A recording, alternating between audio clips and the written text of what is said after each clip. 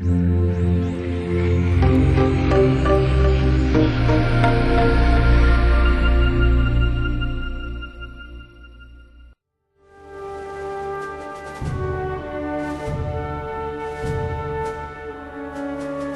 the first game, Road to Hill 30, we had a lot of countryside environments and small towns. In Earned in Blood, what we are doing we are creating a lot more urban environments. And this creates a lot more intense gameplay. It's close combat. Now, one of the hallmarks of the Brothers in Arms games are that you fight as a squad.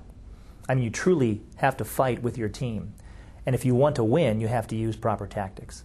Those simple tactics revolve around what we call the 4 Fs. You find them, you fix them, you flank them, and then you finish them. Now, people say, aren't the tactics different in an urban fight? Actually, they're not. The tactics remain the same, but the environment changes the distance. So the tactics you employ as a squad leader have to be well thought out. You have to move aggressively. You have to find the enemy first. If he finds you first, it's called an ambush, and that's a bad thing. You got to fix him with fire, as much fire as you can. You want to lay on as much fire on him so he can't move and he can't do anything but cringe and be suppressed behind some cover. And then you got to find a way to flank him. And our problem is in an urban environment is that there's many different ways to flank, but sometimes they're blocked. You don't have clairvoyance. You can't always see 2 blocks ahead. And if you go too far away, because it's such a close quarters fight, you're out of the fight, and then you might disadvantage your team.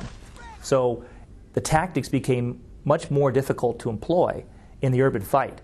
So it's really a challenge, and we think you're going to like it a lot. The tactics in urban environments and Earned in Blood we're definitely taking it to the next level. In the previous game, an enemy would be set up in a position, then the player could assess that situation and then just find the flank. It was basically like rinse and repeat.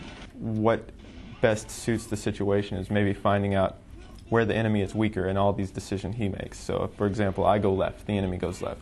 Well, I'm going to try and put my squad on the right side and see what happens when he does this.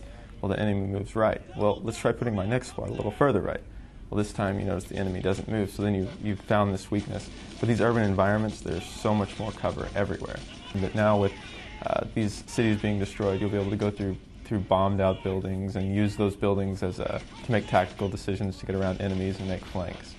You have buildings that have second stories, and you have places that you can move so that you can get observation on the enemy, you can find him, and then you can lay down a withering fire on him to fix him, while you have somebody flank him on the ground. Now, if you use this high ground properly, it can really be an advantage to you. The problem is that when you're in that high ground and you start to shoot at the enemy, they can also see you.